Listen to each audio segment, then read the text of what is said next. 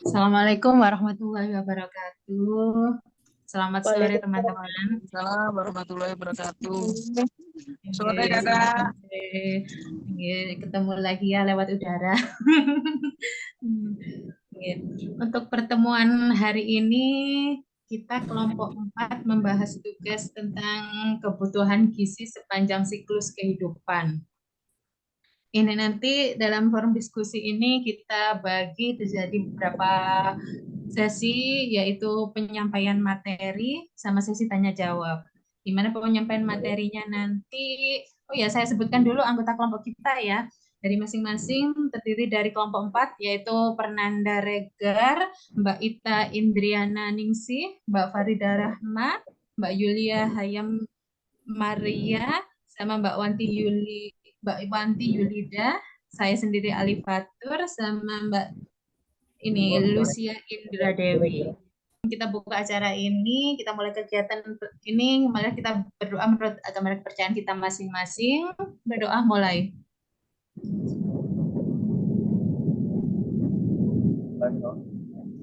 Selesai. Ya, untuk selanjutnya yaitu kita mulai dengan sesi pembahasan materi yang akan disampaikan oleh rekan kita. Nanti dari masing-masing penyampai materi saya kasih waktu 5 menit ya untuk menyampaikan materinya dari masing-masing pemateri. Kemudian kita nanti ada sesi tanya jawab. Yang pertama tentang ibu hamil, bulin dan ibu menyusui ya, sama bayi. Disampaikan Mbak Yulia. Terima kasih waktu yang diberikan, Mbak. Saya Yulius. Saya akan menyampaikan mengenai gizi ibu hamil, ibu menyusui, dan bayi. Yang pertama, definisi dari gizi. Gizi merupakan substansi organik yang dibutuhkan organisme untuk fungsi normal dari sistem tubuh, pertumbuhan, dan juga memelihara kesehatan. Yang baik terkait dengan kekebalan yang lebih kuat, resiko penyakit penularan yang lebih rendah, serta umur yang panjang. Setiap manusia akan memulai siklus atau tahapan dalam periode kehidupannya. Setiap periode memiliki kehidupan tersebut diperlukan zat gizi untuk dapat hidup. Selanjutnya kita masuk ke gizi pada ibu hamil.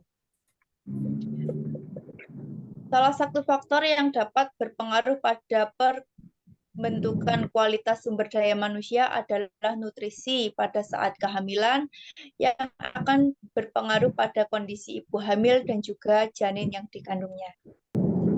Kebutuhan gizi pada masa kehamilan ini meningkat 15% dibanding pada wanita yang normal. Peningkatan kebutuhan gizi ini diperuntukkan untuk pertumbuhan uterus, payudara, volume darah, plasenta, air ketuban, dan juga pertumbuhan janin. 40% akan masuk ke pertumbuhan janin dan 60%-nya akan masuk ke pertumbuhan ibunya. Pentingnya memenuhi gizi seimbang pada ibu hamil. Yang pertama, memenuhi zat gizi ibu dan janin. Yang kedua, membentuk jaringan untuk tumbuh kembang janin dan kesehatan ibu, mengatasi permasalahan selama kehamilan. Ibu memperoleh energi yang cukup yang berfungsi untuk menyusui setelah melahirkan bayinya. Mencapai status gizi ibu hamil dalam keadaan normal sehingga dapat menjalani kehamilan dengan baik dan aman. Selanjutnya, saat kehamilan, ibu harus mendapatkan energi yang cukup mulai dari mikronutriennya untuk menunjang kesehatan ibu dan pertumbuhan janinnya. Jadi, makanannya harus beragam ya, ada karbohidrat, ada protein, ada sayur dan buah. Selanjutnya, gizi seimbang untuk ibu menyusui. Masa menyusui merupakan masa krusial bagi seorang ibu setelah proses kehamilan yang panjang dan persalinan yang memungkinkan tidak mudah bagi setiap ibu. Dukungan dari keluarga dan lingkungan serta asupan gizi yang cukup dan berkualitas harus diperhatikan selama masa ini. Tingkat kecukupan nutrisi untuk ibu menyusui membutuhkan 500 kalori lebih banyak daripada wanita yang tidak menyusui. Karena untuk nutrisi ibu dan bayinya. Sederet makanan untuk ibu menyusui, yang pertama karbohidrat, asupan protein, protein hewan maupun dari nabati, yang ketiga vitamin dan mineral. Ini adalah piramida gizi seimbang bagi ibu hamil dan menyusui. Untuk mineralnya bisa air putih minimal 8 gelas, karbohidratnya bisa dari nasi, dari roti, dari kentang, ataupun yang lain. Naik lagi ada sayur dan buah. Naik lagi ada protein, proteinnya ada protein hewani dan juga protein nabati. Yang tertinggi yang porsinya lebih kecil itu gula, garam, dan lemak. Untuk gula maksimalnya 4 sendok makan, lemaknya 5 sendok makan, garamnya 1 sendok teh. Untuk ibu hamil dan ibu menyusui, jangan lupa untuk aktivitas fisik, hidup bersih, dan juga pantau berat badan. Selanjutnya kita masuk ke gizi pada bayi. Bayi merupakan anak usia 0 sampai 12 bulan. 0 sampai 6 bulan itu cukup ASI saja. 6 sampai 9 bulan kita mulai memberikan pengenalan makanan pada bayi. Teksturnya disesuaikan ya untuk usianya. Biasanya kalau 6 sampai 9 bulan itu harus disaring, dan pembeliannya sedikit-sedikit dulu. 2 sampai 3 sendok makan cukup. 9 sampai 12 bulan kita mulai naik tekstur, disaring, dan juga dicincang. Jadi ada yang lembut, ada yang agak kasar sedikit. Mohon maaf, Pemberian Mbak, ABG ini 3 sampai waktunya 4. 1 menit lagi. Oke. Next, Mbak. ASI merupakan makanan yang terbaik untuk bayi. ASI diberikan pada 0 sampai 6 bulan ASI saja ya, ASI eksklusif. Selanjutnya lewat 6 bulan MPASI, diberikan MPASI. Oke, sudah selesai. Mungkin ada yang ditanyakan dari materi saya tadi, ibu hamil sampai bayi. Silahkan. Terima kasih sudah disampaikan materi ibu hamil, nutrisi untuk ibu hamil dan bayi. Ada mungkin pertanyaan dari rekan-rekan tentang hal ini, kebutuhan nutrisi untuk ibu hamil dan bayinya. Ya, Mbak, saya Farida dari Ponorogo. Mungkin suaranya agak bising ya. Ini di pinggir jalan soalnya. Oh iya, apa Mbak? Oke, boleh Mbak Farida, silakan. Mau tanya yang di kehamilan itu apakah ada perbedaan antara gizi trimester pertama, trimester kedua, trimester ketiga, apakah ada perbedaan dalam makanan? Itu aja, Mbak. Sudah. Oke. Baik, terima kasih pertanyaannya Mbak Farida. Untuk trimester pertama, kebutuhan gizi ibu hamil itu naiknya sekitar 180 kilokalori. Trimester 2 dan 3 bisa nambah lagi sekitar 300 kalori. Seperti yang saya jelaskan tadi ya Bu, ibu hamil itu naiknya 15% dari wanita yang tidak hamil. Kalau wanita tidak hamil itu 2000 kilokalori ya rata-ratanya. Jadi kalau 15%-nya ya mentok 300 kilokalori. Okay? Kebutuhan gizi di trimester 1 memang tidak sebanyak kebutuhan gizi trimester 2 dan 3, tetapi gizi tetap perlu dilebihkan dibanding ibu yang tidak hamil. Gitu, Bu. Gimana? Ada tambahan mungkin dari yang lain? Atau Mbak Farida sudah cukup? Sudah cukup. Ini cuma satu pertanyaan saja ya, Mbak? Iya, satu-satu. Oh, satu saja. Oh ya, siap. Nanti kalau masih mencukupi waktunya bisa nanti ditambahkan setelah materi yang ketiga. Oke, baik. Ya, terima kasih. Oke, sama-sama. Untuk selanjutnya, Bu Lucia, untuk materi berikutnya. Selamat siang, Ibu-Ibu. Saya akan menyampaikan di sini untuk materi gizi seimbang pada anak dan remaja. Untuk definisi anak sendiri adalah anak yang berusia di bawah 5 tahun dengan usia 12 sampai 59 bulan. Kemudian untuk faktor dalam pemenuhan gizinya ada yang dari faktor dalam dan luar.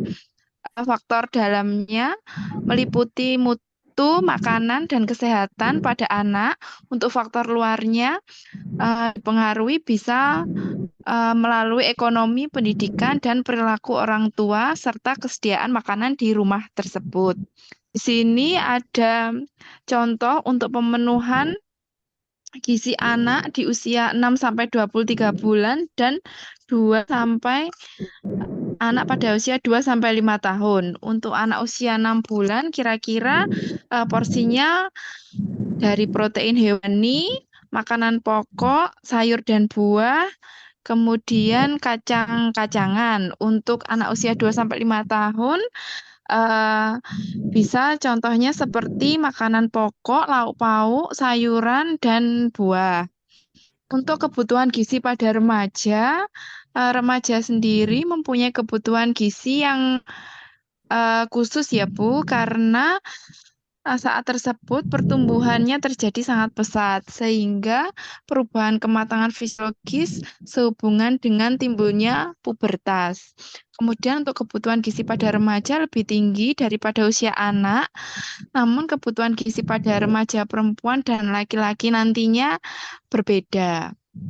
Kemudian pemberian nutrisi dari sumber makanan serta gizi pada remaja ada beberapa tujuannya untuk memaksimalkan pertumbuhan fisik dan perkembangan kognitifnya, kemudian memberikan cakupan cadangan zat gizi dalam tubuh agar tidak mudah sakit, kemudian mencegah serangan berbagai penyakit yang bisa disebabkan oleh makanan seperti penyakit kardiovaskuler, diabetes, kemudian bisa seperti penyakit kanker. Kemudian yang terakhir adalah mendorong anak untuk mau menerapkan kebiasaan makanan dan gaya hidup sehat.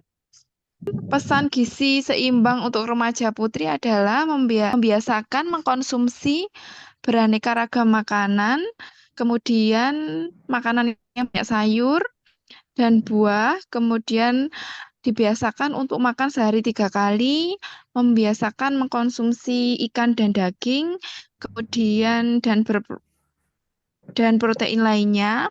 Kemudian bisa membawa bekal makanan dan air putih dari rumah, membatasi konsumsi makanan cepat saji, jajanan, makanan selingan manis, asin, dan berlemak. Kemudian yang paling penting adalah untuk menghindari merokok. Untuk energi sendiri remaja yang aktif banyak melakukan olahraga tentunya memerlukan energi atau asupan energi yang lebih besar dibanding yang kurang aktif. Kebutuhan proteinnya juga meningkat pada masa remaja karena proses pertumbuhan pada masa remaja terjadi sangat cepat. Untuk kebutuhan vitamin sendiri, pada remaja juga sangat meningkat zat yang diperlukan untuk membantu proses metabolisme dari energi tentunya.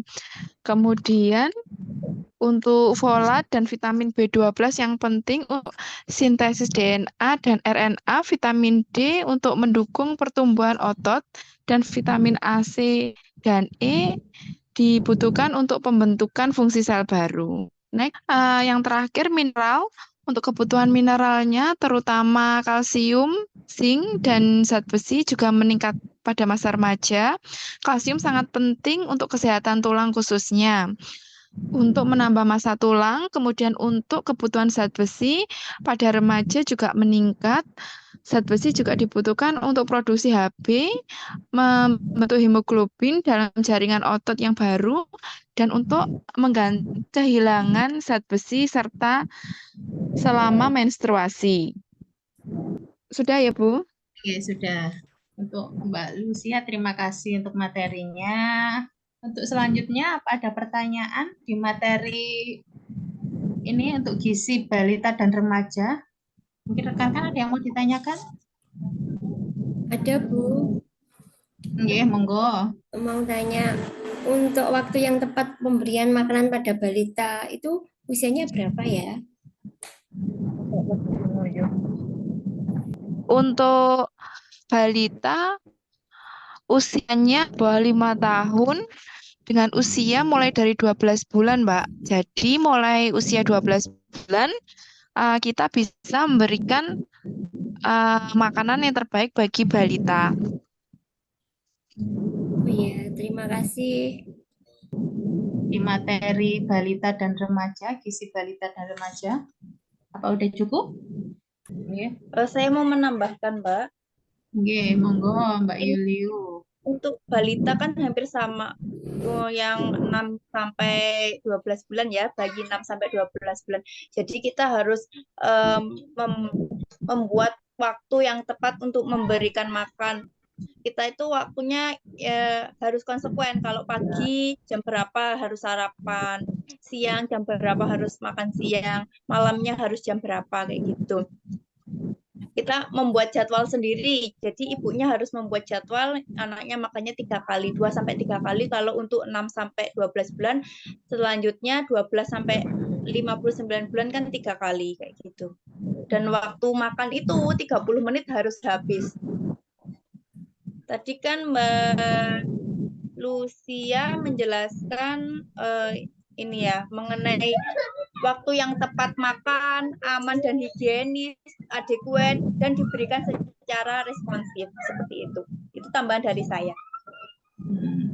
Ya, jadi intinya untuk pemberian makan balita paling baik itu di usia ada perbedaannya dari usia yang 6 bulan sampai 1 tahun dan 1 tahun ke atas itu ada perbedaannya. Semuanya disesuaikan dengan usia dan dibikin jadwal dari masing-masing bayi itu untuk pemberian makanannya. Intinya seperti itu nggih Mbak Yuliu. Iya, Bu. Untuk selanjutnya materi berikutnya Mbak Wanti untuk materi makanan dewasa dan lansianya. Di sini saya akan melanjutkan materi yang telah disampaikan oleh Mbak Yuliu dan Mbak Lucia. Gizi seimbang orang dewasa. Pada orang dewasa dibutuhkan sekitar 1.700 sampai 2.250 kalori per hari. Asupan nutrisi tersebut akan diubah menjadi energi untuk beraktivitas. Kebutuhan nutrisi pada orang dewasa meliputi makronutrien yang terdiri dari protein, karbohidrat, dan lemak. Lanjut, menurut pada Peraturan Menteri Kesehatan Republik Indonesia Permenkes RI nomor 41 tahun 2014 tentang pedoman gizi seimbang, usia dewasa dalam penentuan status gizi menggunakan IMT untuk usia di atas 18 tahun. Di sini kita bisa lihat sendiri kategori IMT kurang, normal, overweight, obesitas. Nanti bisa dihitung sendiri melalui rumus seperti ini ya Ibu-ibu. Lanjut. 10 pedoman gizi seimbang. 1. Mengkonsumsi aneka ragam makanan pokok. 2. Batasi mengkonsumsi makanan manis, asin, dan berlemak. 3. Lakukan aktivitas fisik yang cukup dan pertahankan berat badan ideal. 4. Mengkonsumsi lauk pauk yang mengandung protein tinggi. 5. Cuci tangan pakai sabun dengan air mengalir. 6. Biasakan sarapan pagi. 7. Biasakan minum air putih yang cukup dan aman. 8. Banyak makan buah dan sayur. 9. Biasakan membaca label pada kemasan makanan. 10. Syukuri dan nikmati aneka ragam makanan. Gizi seimbang pada lansia. Kebutuhan gizi untuk lansia terkadang sulit untuk digeneralisasi. Ada beberapa lansia yang membutuhkan lebih sedikit nutrisi tertentu, tetapi lebih banyak jenis nutrisi lainnya. Namun ada juga sebaliknya. Meskipun demikian, secara umum lansia memang akan mengalami penurunan kebutuhan gizi tertentu. Ini karena massa tubuh dan kecepatan metabolisme yang juga menurun, sehingga lansia seringkali menjadi kurang aktif secara fisik. Lanjut. Faktor yang mempengaruhi gizi lansia. Yang pertama, penyakit yang diderita, obat-obatan tertentu yang dikonsumsi, mengingat sebagian obat dapat membuat mulut kering atau menghilangkan nafsu makan. Ketiga, penghasilan atau anggaran yang minim. Keempat, masalah mengunyah atau menelan makanan. Kelima, kondisi kesehatan karena tinggal sendiri, ceraian dengan pasangan. Sini ada gambar sekaligus keterangannya. Nutrisi yang tepat untuk lanjut usia nanti bisa diaplikasikan di dalam kehidupan sehari-hari bagi kita yang memiliki lansia di rumah atau satu rumah dengan lansia. Di sini juga sudah jelas tertera makanan apa saja yang harus dikonsumsi, berapa kali sehari. Di sini ada ringkasan isi piring makananku. Mulai dari bayi 6 bulan sampai 23 bulan, 2 sampai 5 tahun, porsi balita dan dewasa. Sudah jelas nggih Ibu-ibu? Lanjut. Sudah. Ya. Oke. Terima kasih untuk materinya, Mbak Wenti. Untuk berikutnya mungkin ada pertanyaan dari rekan-rekan tentang Baik. nutrisi dewasa dan lansia. Saya ada pertanyaan, Mbak. Ya, Perkenalkan, monggo, Mbak. Nanda. Saya ingin bertanya, bagaimana caranya agar mendapatkan kebutuhan gizi harian sesuai dengan gizi seimbang? Terima kasih. Ya, di sini saya akan mencoba menjawab pertanyaan dari Mbak Nanda. Cara mengatur asupan gizi dengan makanan yang sehat. Yang pertama, makanlah aneka ragam makanan setiap hari. 2, pergi. Yang ketiga,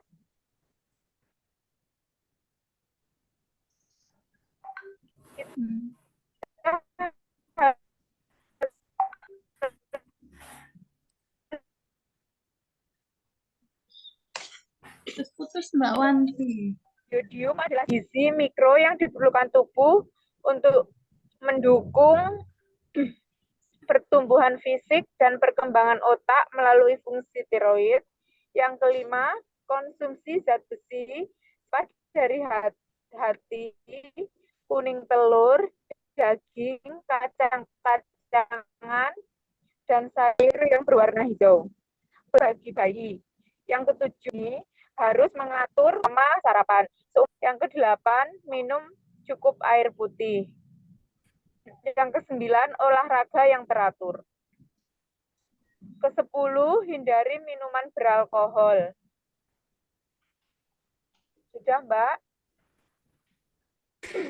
Agak putus-putus nggih tadi Mbak Wanti, mungkin karena di jalan ya. Saya ulang sedikit nggih, tadi pertanyaannya dari tadi bagaimana cara agar mendapatkan kebutuhan gizi hari sesuai dengan gizinya agar terpenuhi gizi seimbang, diantaranya tadi yaitu 1, makan beraneka ragam makanan, 2, makan makanan untuk mencukupi kebutuhan energinya, 3, batasi konsumsi lemak, 4, jangan lupa mengkonsumsi garam beriodium, 5, konsumsi zat besi, 6, sarapan rutin, jangan sampai telat ya, harus sarapan rutin. 7, berikan ASI pada bayi. 8, minum cukup air, minimal 8 gelas per hari. Kemudian olahraga rutin. Nah, seperti itu nggih jawabannya kurang lebih. Sudah cukup nggih rekan-rekan semuanya? Cukup, Mbak. Terima kasih. Oke, terima kasih untuk partisipasinya dan kesempatan waktunya. Saya tutup nggih, saya akhiri. Wassalamualaikum warahmatullahi wabarakatuh. Waalaikumsalam warahmatullahi wabarakatuh.